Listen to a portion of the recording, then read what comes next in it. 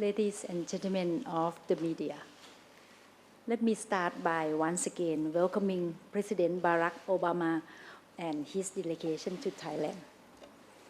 Thailand is the first country President Obama chose to visit, following with his decisive re-election less than 2 weeks ago.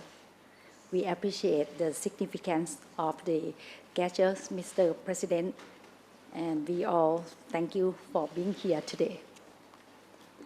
President Obama's visit is the perfect occasion to launch the celebration of 180th anniversary of Thai-U.S. diplomatic relations next year. I thank both President Obama and Secretary Clinton for actively promote Thai-U.S. relations and for the United States' constructive engagement in Asia. This afternoon, I had the honors of accompanying the President for an audience with His Majesty the King, reflecting the close relationship between our two countries at the highest level. Lastly, at the bilateral meetings, we had productive and wide-ranging discussion in an atmosphere of friendly partnership. Thailand is the oldest treaty ally of the U.S. in Asia, and a long-lasting one because of our shared commitment to democracy, human rights, and free markets. I expressed to the President that it is my firm commitment to the people to preserve and protect democratic system, and I appreciate the President's support of democracy in Thailand, and I agree with him that democracy will lead to economic process. As we agree that celebrating last success is not enough, we look to the future and to build an even stronger strategic partnership that benefit both countries and indeed the broader regions, ASEAN and Asia Pacific. On the economic front, to generate growth and create jobs for both Thai and Americans, the President and I agree to redouble our effort to promote trade and investment and people-to-people exchange. We will also strengthen our cooperation in energy and food securities. Furthermore, we agree that Thailand is a strategic location and a hub for ASEAN connectivities and the ASEAN Economic Community (AEC). We will work together to make the regions an engine of growth, contributing toward global economic stability and sustainability. Within this context, I inform the President that Thailand will initiate negotiation on the Trans-Pacific Partnership or TPP, which will engage all stakeholders and undertake the necessary domestic legislative process to make it become a reality. The President and I had wide-ranging discussion about regional issues, and I welcome his upcoming historic visit to Myanmar and Cambodia. We welcome the United States' renewed focus on Southeast Asia and believe our bilateral partnership can help contribute to regional peace, security, and prosperity. But our cooperation goes beyond the regions. At the global level, Thailand is concerned with the threat of weapons of mass destruction or WMD.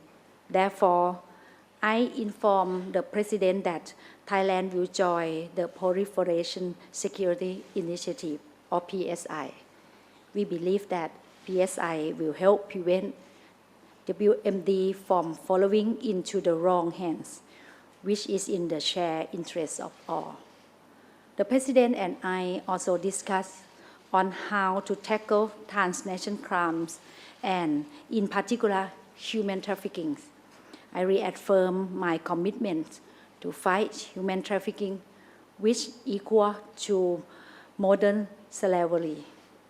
We also discussed cooperation on combating terrorism, and how to deal with the climate change issue, especially in the term of disaster relief.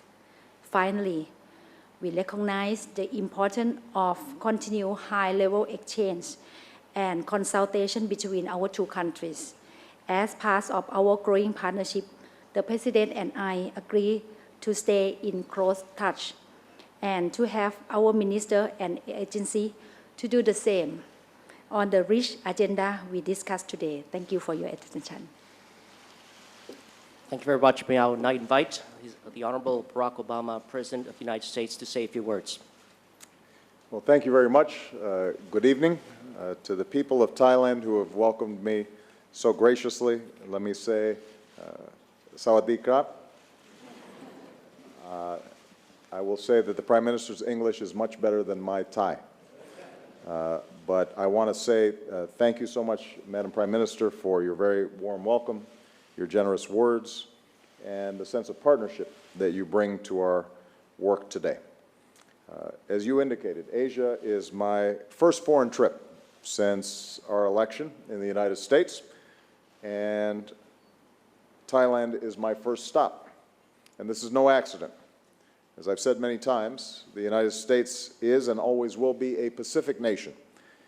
As the fastest growing region in the world, the Asia-Pacific will shape so much of our security and prosperity in the century ahead, and it is critical to creating jobs and opportunity for the American people. And that's why I've made restoring American engagement in this region a top priority as president. And the cornerstone of our strategy is our strong and enduring treaty alliances, which includes our alliance with Thailand. Thailand is America's oldest friend in Asia. Next year will mark 180 years of diplomatic relations. We've been treaty allies committed to our common defense for nearly 60 years. Our men and women in uniform have stood together, and they've bled together. Our business people and our entrepreneurs work together to create jobs for both of our peoples. Our diplomats, development experts, researchers, and student partners every day work together so that our citizens and the people across this region can live in peace and security and dignity. Most recently, the people of Thailand have worked to restore and strengthen your own democracy, and we are very admiring of the efforts that have been made. Earlier today, I had the great honor of having an audience before His Majesty the King, a leader of wisdom and dignity who embodies the identity and unity of this nation. And today, I'm proud to stand beside the democratically elected leader of Thailand and to reaffirm the importance of upholding democracy, governance, rule of law, and universal human rights, all of which I know, Madam Prime Minister, that you believe in very deeply. When we met in Bali last year, the Prime Minister and I discussed how we could deepen and broaden the partnership between our countries. And with this visit, I'm pleased that we've agreed to a series of efforts that revitalize our alliance to meet the challenges and opportunities of our time. First, we're deepening our security cooperation. Our militaries already train and exercise together, and we're already close partners in preventing terrorism and combating narco-trafficking. Now we have a new, broader vision for our alliance. We're going to improve the ability of our militaries to operate together. We'll help Thai forces assume even greater responsibilities in the region, from maritime security to disaster relief to preventing piracy. I especially want to commend Thailand for joining the Proliferation Security Initiative that prevents the spread of weapons of mass destruction. And taken together, these steps advance our shared vision of a secure and peaceful Asia-Pacific where the rights and responsibilities of all nations are upheld. Second, we're taking new steps to expand trade and investment. The United States is already one of Thailand's biggest trading partners, and we're already one of the biggest investors in Thailand. But we believe we can do even more. So we've agreed to reconvene our Trade and Investment Council to explore new ways that our companies and our entrepreneurs can do business together. We'll continue to work with our APEC partners to reduce barriers and move toward a seamless regional economy. and will work together as Thailand begins to lay the groundwork for joining high-standard trade agreements such as the Trans-Pacific Partnership. All of this will advance our vision of a region where trade is free and fair, and all nations play by the rules. Third, on this 50th anniversary of the Peace Corps in Thailand, we're moving ahead with new partnerships to promote development and human dignity. We'll focus on public health, developing a vaccine for HIV/AIDS, and ensuring that development is sustainable, especially in regions along the Mekong River. I recently announced new steps that the United States is taking to confront the scourge of human trafficking, modern slavery. Thailand is also taking new steps to address this challenge, including measures to better protect and empower women and girls. And I'm very pleased to see the leadership that the Prime Minister has taken on what I think we all agree is a very important issue. And given Thailand's role as an emerging donor country, I'm very pleased that our two nations will be working more closely to promote development in other countries, including fighting malaria along the Thai-Burma border. We also welcome, by the way, the leadership that Thailand has taken in protecting wildlife around the world. It's something that Thailand should be very proud of. Finally, we discussed a range of regional challenges. Thailand has supported the cause of democracy in Burma, protecting dissidents, hosting refugees, and promoting reform. And I very much appreciate the Prime Minister's insights as I prepare to visit Burma tomorrow. As a founding member of ASEAN, Thailand will play an important role in our meetings in Cambodia. And I especially want to thank our Thai friends for being so supportive of our role in the East Asia Summit, which should be the premier forum for discussing regional challenges, including maritime security. So once again, Madam Prime Minister, I want to thank you for your hospitality and your partnership. Because of the progress that we've made today, I think we've put the U.S.-Thai alliance on an even firmer footing for many years to come. And tonight I look forward to celebrating the bonds of friendship between our peoples and also enjoying some Thai food, which is one of my favorites. So thank you very much. Khop kun krap. Thank you very much, Mr. President. Now we will take a few questions from the floor. I would ask, if I have not already mentioned so, to ask you to identify your name and affiliation. We have about 4 questions. And so the first question is to the Thai media. So could I have the first question, please? Good evening. I'm Chiranai. I'm representing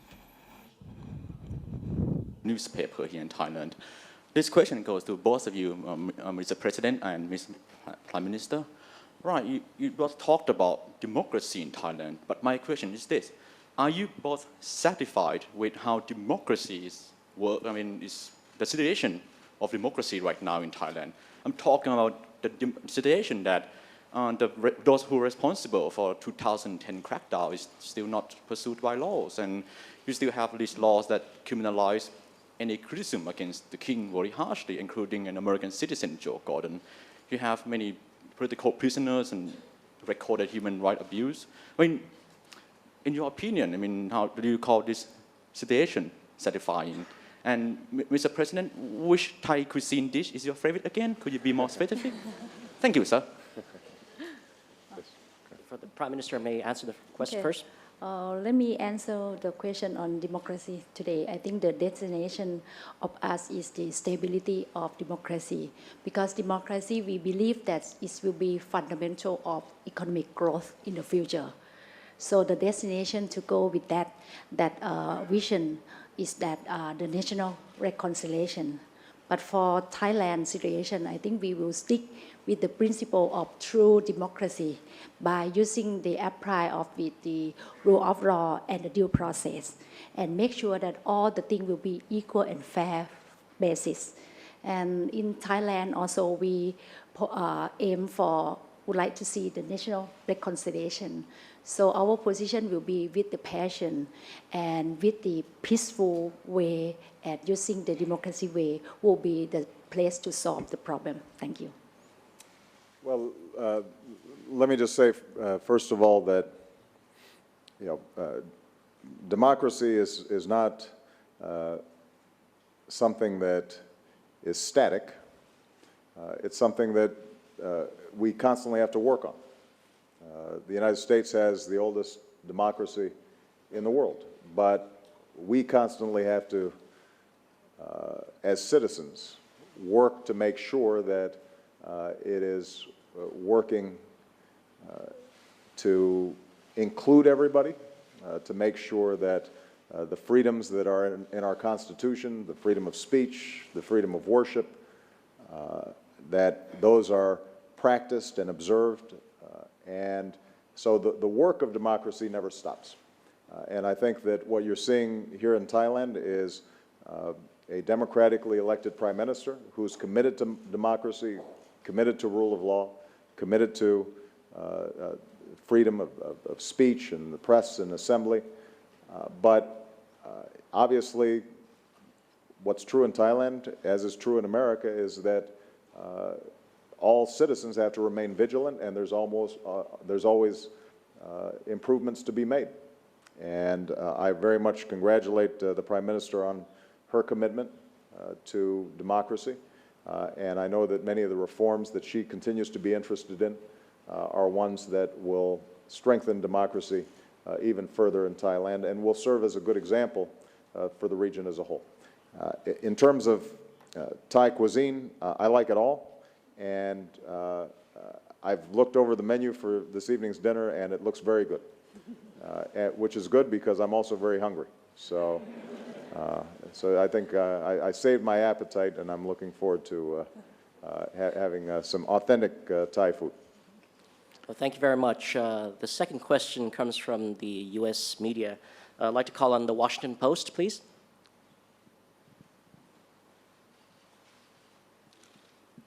Thank you very much, Madam Prime Minister. Thank you for hosting us with the American media as well as the rest of the President's delegation. Mr. President, you will make history tomorrow as the first U.S. President to visit Burma. But human rights activists have warned that your trip is premature given the escalating ethnic violence that have left hundreds dead and up to 100,000 people displaced in that country. Your own NSC Director for Human Rights said the other day that people are, quote, living in fear and terror. Why are you moving so quickly to endorse the Burmese leadership and reward them with a personal visit? And given some of the recent setbacks to democratic movements in the Middle East, why are you so confident that the Burma will continue down the path of reform?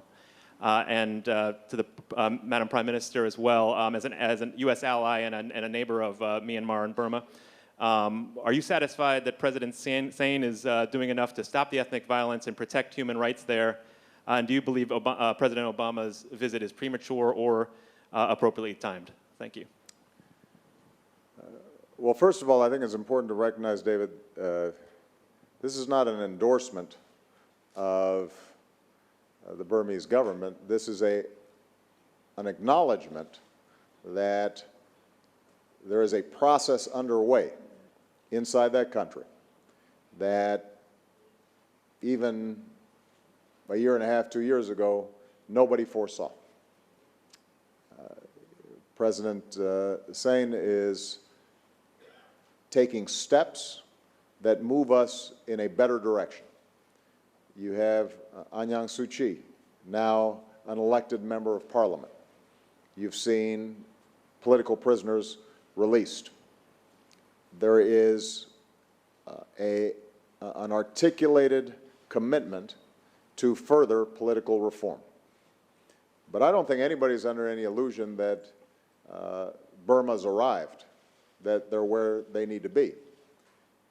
On the other hand, if we waited to engage until they had achieved a perfect democracy, my suspicion is we'd be waiting an awful long time.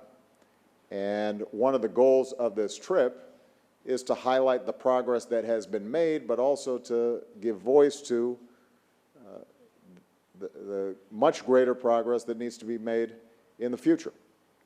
So when I address the Burmese public as the first president who's ever visited that country, what they'll hear from me is that we congratulate them on having opened the door to a country that respects human rights and respects political freedom and is saying that it's committed towards a more democratic government. But what you'll also hear is that the country has a long way to go. And I'm not somebody who thinks that the United States should stand on the sidelines and not want to get its hands dirty when there's an opportunity for us to encourage the better impulses inside a country. And in part, I'm taking my guidance from what Aung San Suu Kyi, who I think knows quite a bit about repression in Burma, sees as the best means to continue the development and progress that's being made there. When she visited me in the Oval Office, she was very encouraging of the prospects of a visit. And one of the things that we've learned in countries around the world is that change can happen very fast if a spotlight is shown on what's going on in a country and the people there start believing that their voices are heard around the world. And one of the things that we can do as an international community is make sure that the people of Burma know we're paying attention to them, we're listening to them, we care about them.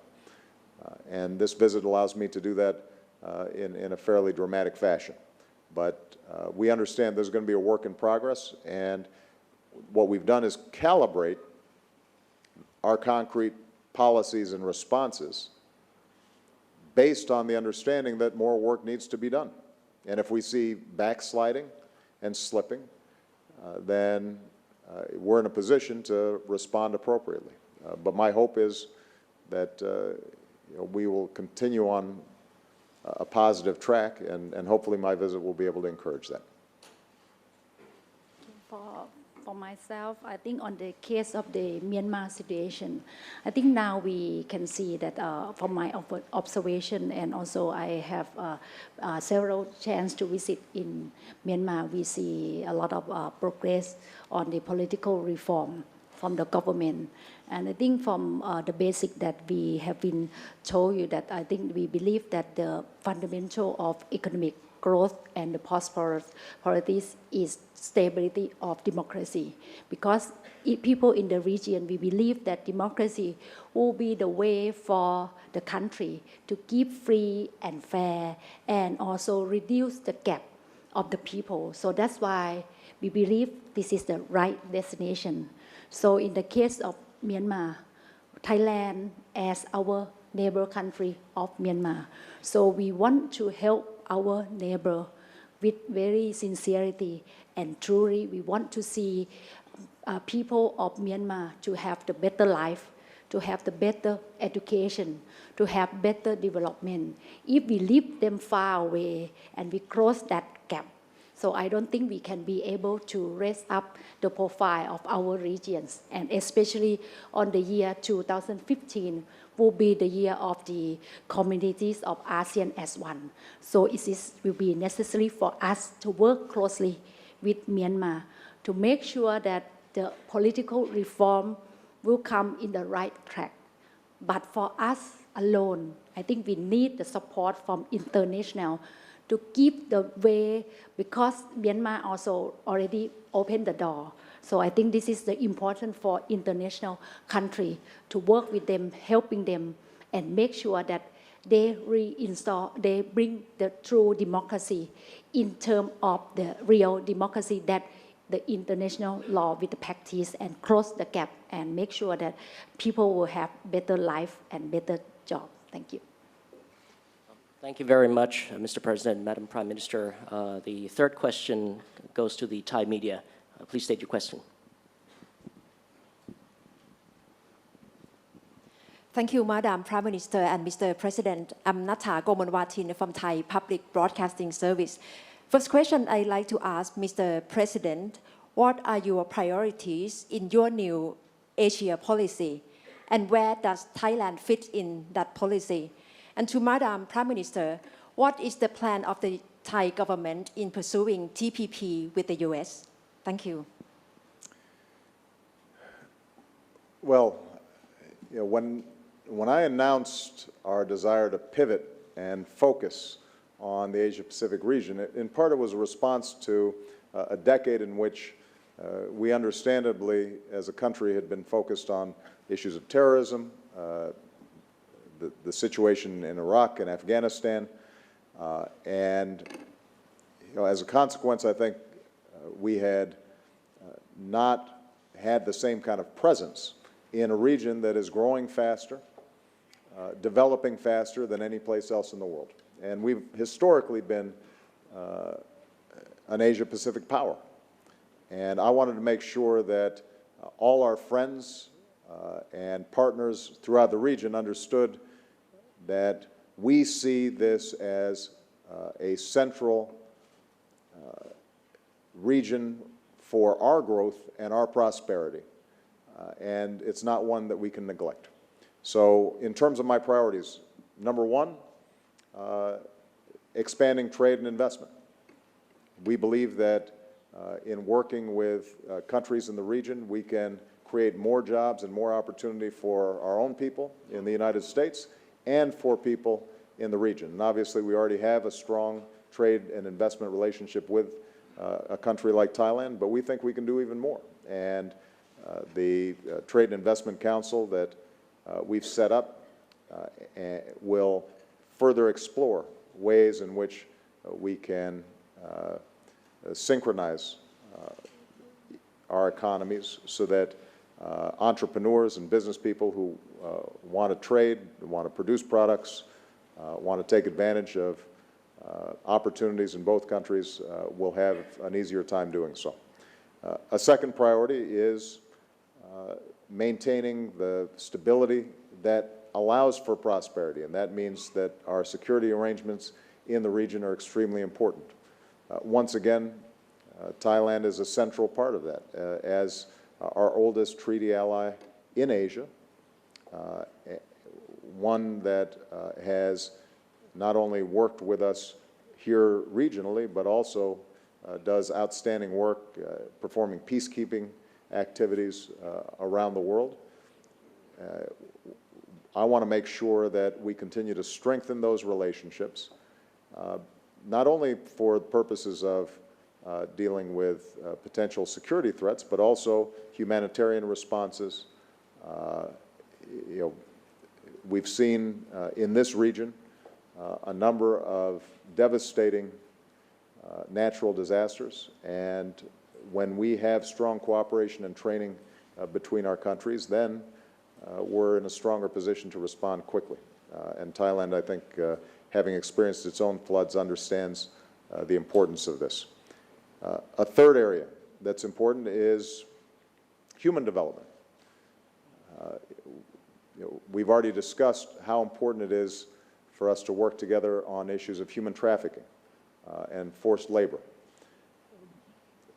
We all believe that our countries will prosper if children are getting a good education, if public health systems are set up to deal with issues like HIV/AIDS or drug-resistant malaria. Those are all issues where countries working together can do more than countries working by themselves.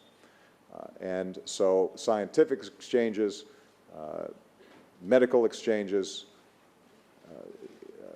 working together on development issues, all that becomes very important. And because Thailand, I think, is more successful economically than some of its neighbors, it's now in a position to be a donor country. And for us to be able to partner with Thailand, for example, USAID working with the Thailand, the Thai Development Agency to help people in the Mekong River area develop and be able to prosper, to have greater food security, to deal with public health challenges. That's an outstanding partnership for us. And finally, I think our goal in the region is to make sure that there is an international or a regional architecture through mechanisms like the U.S.-ASEAN dialogue or the East Asia Summit that allows us to work through tensions, conflicts, differences in a constructive way, in a way that allows us to resolve these differences in a peaceful and orderly fashion.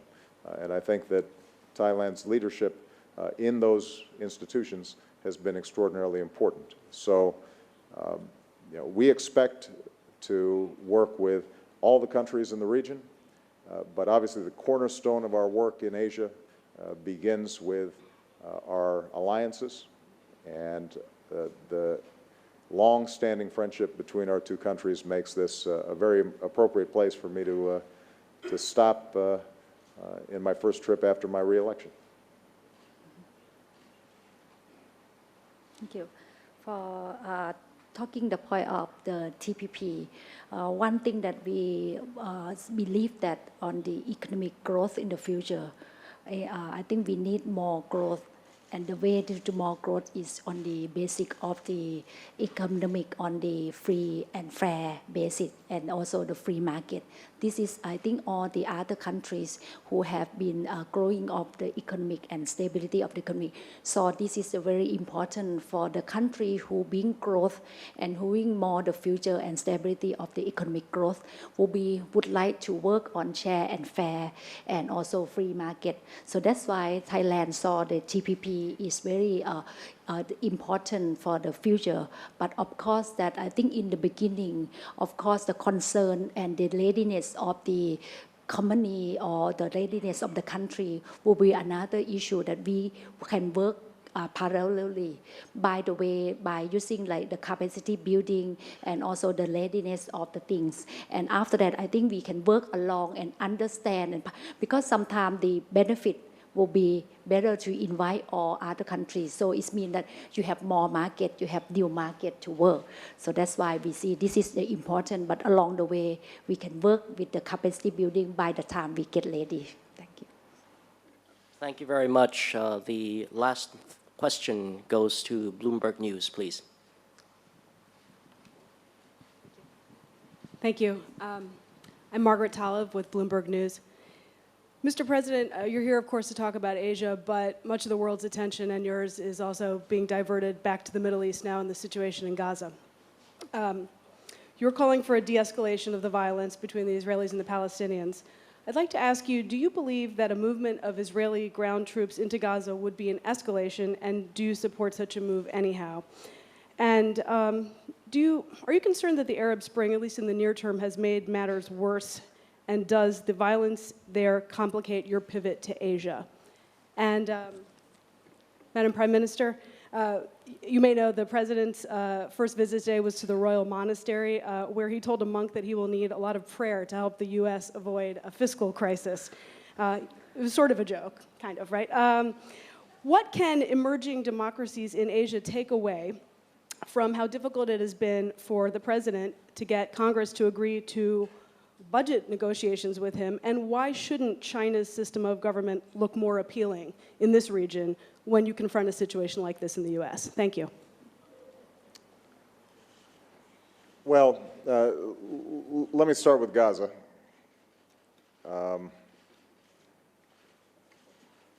Let's understand what the precipitating event here was that's causing the current crisis. And that was an ever-escalating number of missiles that were landing not just in Israeli territory, but in areas that are populated. And there's no country on earth that would tolerate missiles raining down on its citizens from outside its borders.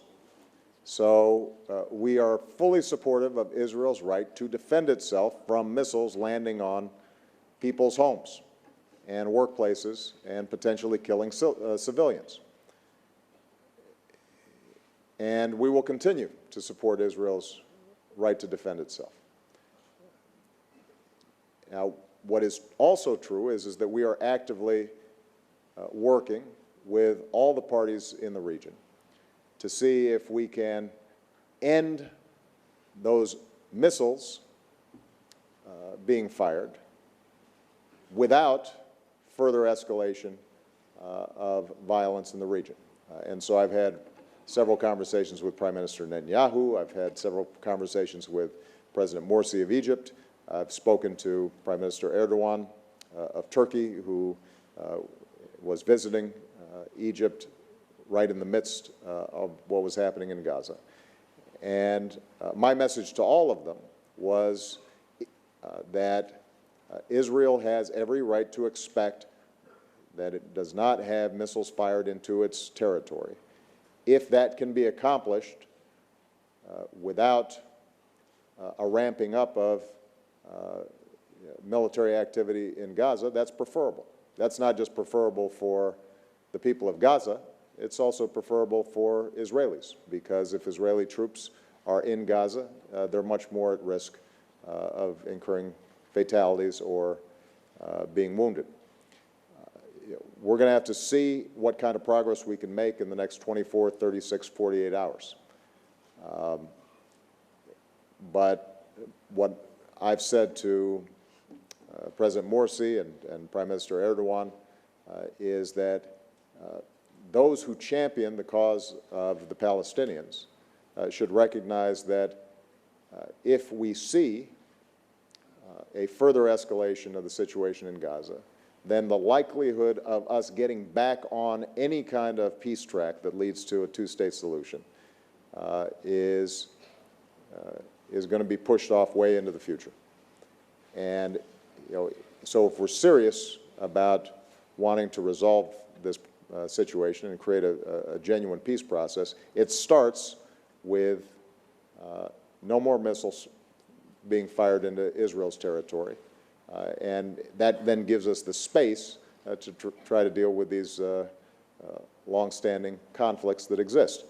In terms of the impact of the Arab Spring, let's just remember that the exact same situation arose just a couple of years ago before the Arab Spring. So I don't think anybody would suggest somehow that it's unique to democratization in the region, that there's a conflict between the Israelis and the Palestinians. That's been going on for several decades now. I do think that as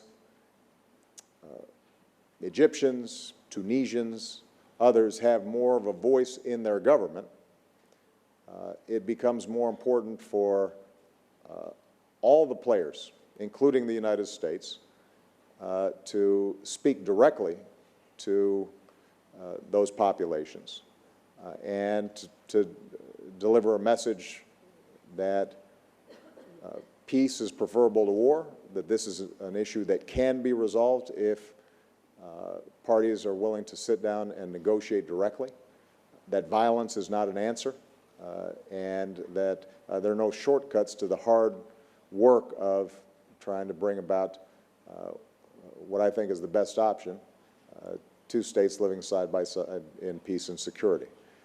And that's a message that you can't just direct at a single figure in these Arab countries. Now you've got to be able to deliver that message across the board, and that will probably be a little bit harder. But the truth is that for any peace that was going to last, that was going to be necessary anyway. Last point, I know it wasn't directed at me, it was directed at the Prime Minister, but I'm just going to make this point. First of all, I always believe in prayer. I believe in prayer when I go to church back home, and if a Buddhist monk is wishing me well, I'm going to take whatever good vibes he can give me to try to deal with some challenges back home. I'm confident that we can get our fiscal situation dealt with.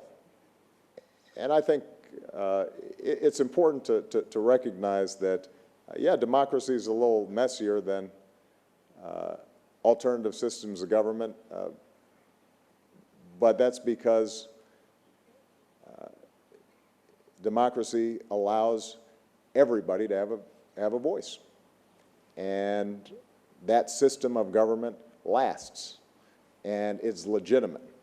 And when agreements are finally struck, you know that nobody's being left out of the conversation. And that's the reason for our stability and our prosperity. The notion somehow that you can take shortcuts and avoid democracy, and that somehow is going to be the mechanism whereby you deliver economic growth, I think is absolutely false.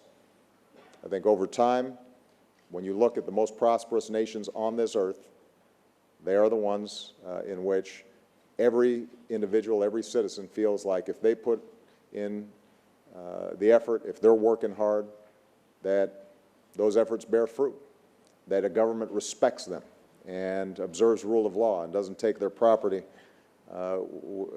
without due process, and they don't have to pay a bribe to start a business or get a telephone installed. And it's worked for us for over 200 years now, and I think it's going to work for Thailand, and it's going to work for this entire region. And the alternative, I think, is a false hope that over time, I think, erodes and collapses under the weight of people whose aspirations are not being met. I know you didn't direct that question at me, but I just wanted to make sure Prime Minister didn't get put on the spot without me having something to say about that. All right? Yeah, for my answer, I think talk about the basic of the economic growth. I think we still believe that for my statement said that the democracy will be the fundamental. I think this is still valid, but this is the one way of the basic of the fundamental, because as long as you have the stability in the political, so it will be the stability of economic. But anyway, in the economic, will be have to understand the cause and the root cause of the problem in the right way to solve the problem, and also that as long as you work with stick with the principle of the financial, but along the way you need to balance of the growth of the economic, because I think still have any place on the blue ocean, so we can find, as long as if we find the right place at the right time, so the growth still going. So I think I believe like that. Thank you. Thank you very much, ladies and gentlemen. Just a final program note, the joint press statement in English and unofficial translation in Thai will be circulated shortly. So we thank you for your cooperation. Thank you, Mr. President. Thank you, Madam Prime Minister. This concludes the joint press conference. And please be seated while the principals leave for a very well-deserved official dinner. Thank you very much. Thank you.